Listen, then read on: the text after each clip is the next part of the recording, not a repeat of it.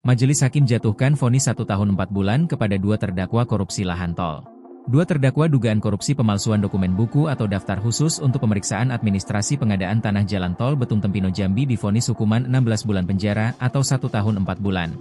Hal ini didapat setelah kedua terdakwa Amin Mansur selaku mantan pegawai BPN Muba dan Yudi Herzandi selaku asisten Isetda Muba menjalani sidang vonis di Pengadilan Negeri Tipikor Palembang, Jumat, 15 Agustus 2025, sore.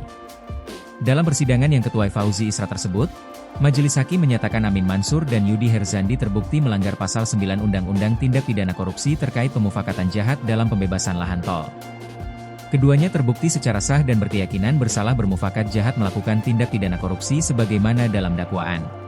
Menjatuhkan pidana 1 tahun dan 4 bulan terhadap Amin Mansur dan denda 20 juta rupiah dengan ketentuan apabila tidak dibayar diganti hukuman selama 2 bulan, kata Ketua Majelis Hakim Fauzi Isra saat membacakan amar putusan.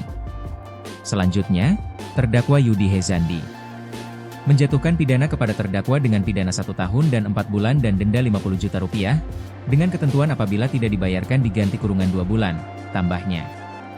Kemudian, menyatakan masa penahanan yang telah dijalankan kedua terdakwa dikurangi keseluruhan dari pidana yang dijatuhkan.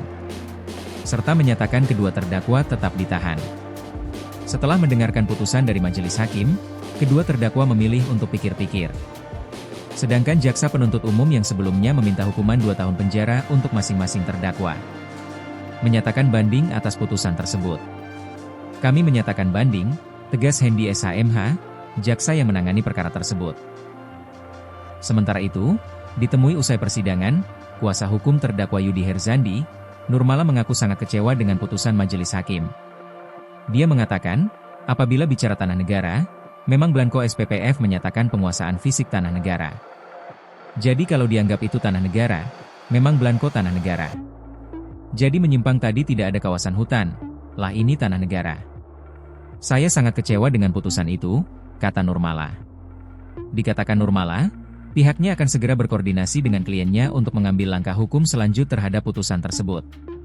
Di tempat yang sama, kuasa hukum terdakwa Amin Mansur mengatakan, kliennya sudah diputus hukuman 1 tahun dan 4 bulan dan denda 20 juta rupiah.